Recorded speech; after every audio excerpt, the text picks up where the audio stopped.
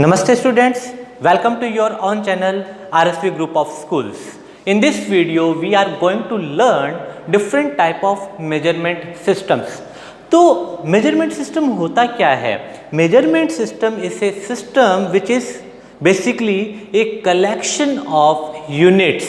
ये एक यूनिट्स का कलेक्शन होता है अलग अलग फिजिकल क्वांटिटीज़ के लिए। जो यूनिट्स हम असाइन करते हैं उनके ग्रुप को हमने अलग अलग मेजरमेंट सिस्टम्स में डिवाइड किया गया है।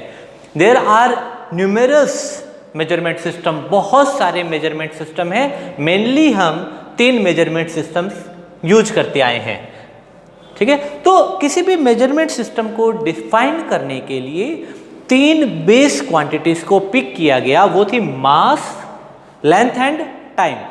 Length, mass and time, these 3 are fundamental quantities. इनको ही चूज किया गया है क्योंकि ये फंडामेंटल है इसीलिए, और बाकी की जो क्वांटिटीज है वो कम यूज होती है, इसलिए इनके बेसिस पे नॉर्मली सिस्टम्स को डिवाइड किया जाता है। तो जो मेन सिस्टम है उनकी बात करें तो पहला जो सिस्टम आता है वो आता है MKS। तो ये सिस्टम का नाम जो है ये कहाँ से बनता है? It is initial of units. ये जो क्वांटिटीज हमने यूज किए इनकी यूनिट्स के जो इनिशियल है उन पे। तो MKS सिस्टम में मैं बता रहा हूं, समझिए। लेंथ की यूनिट होती है मीटर, मास की होती है किलोग्राम और टाइम की होती है सेकंड। तो मीटर से कैपिटल M, किलोग्राम से K और सेकंड से S। इस तरीके से इस सिस्टम का नाम पड़ा। एक और जो कॉमन यूनिट है कॉमन मेजरमेंट सिस्टम में वो है CGS। तो CGS में जो यूनिट्स है लेंथ, मास और टाइम की वो है centimetre, gram and centimetre, centimetre, gram and second. Centimetre से C, ग्राम से G एंड सेकंड से S। और एक और कॉमन सिस्टम जो यूरोपियन कंट्रीज में बहुत ज़्यादा यूज होता है FPS। FPS में F लेंथ के लिए फुट, मास के लिए पाउंड और टाइम के लिए सेकंड। FPS ये 3 हमारे मेजरमेंट सिस्टम। इनके अलावा और भी बहुत सारे सिस्टम से प्रॉब्लम क्या आती है, क्यों हमें इनमें अलग अलग यूज नहीं कर सकते? तो इसमें प्रॉब्लम क्या आती है? मैंने आपको कहा कि यहाँ से मेरा घर 3 किलोमीटर है, 3 किलोमीटर। मैं यहाँ से कहता हूँ कि मेरा घर यहाँ से 4,500 फीट है। अब 4,500 फीट तो थोड़ा सा हमें सोचना पड़ता है, because we are not comfortable with this unit. या मैं कहूँ कि आपको बाजार से सामान लेके आना है, ठीक है, आप केक लाते हो। केक आप किस में लेके आते हो? पाउंड में लेके आते हो, सबको पता है। अगर मैं कहूँ कि जाओ 500 पाउंड आलू लेके आओ, क्या ला पाओगे? नहीं ला सकते। क्यों? क्योंकि इस यूनिट के साथ हैबिचुअल नहीं है।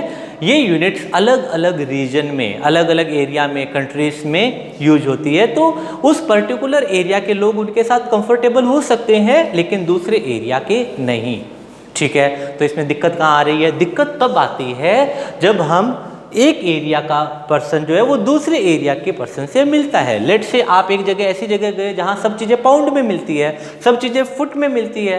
अब वहाँ पे आप सामान लेने के लिए पैंट शर्ट का कपड़ा लाने गए तो अपने यहाँ तो मीटर में चलता है, वहाँ पे वो फुट में वो पूछेगा हाउ मच।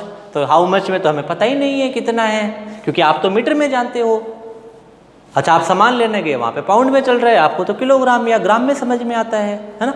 तो इन प्रॉब्लम्स से दूर करने के लिए, बचने के लिए एक कमेटी बनाई गई, इंटरनेशनल कमेटी। और उन इंटरनेशनल कमेटी ने कुछ यूनिट्स को स्टैंडर्ड किया कि ये यूनिट्स है, ये स्टैंडर्ड है, इसके अलावा आप जो भी यूज करना चाहते हैं वो आप यूज कर सकते हैं। तो ये SI जो सिस्टम है ये हमारा MKS सिस्टम पे बेस्ड है। MKS सिस्टम मतलब लेंथ के लिए मीटर, मास के लिए किलोग्राम और टाइम के लिए सेकंड। और इनके बारे में हमने पिछले वीडियो में चर्चा की है, जहाँ पर हमने अलग अलग 7 फंडामेंटल क्वांटिटीज़ के लिए हमने SI यूनिट्स के बारे में सीखा था, ठीक है। तो अच्छा, इन यूनिट्स के कॉम्बिनेशन को यूज करके हम डेराइव्ड जो क्वांटिटीज़ है उनकी यूनिट्स भी निकाल सकते हैं। तो ये हमारा था आज का वीडियो जिसमें आपने अलग अलग मेजरमेंट सिस्टम्स के बारे में सीखा। Thank you.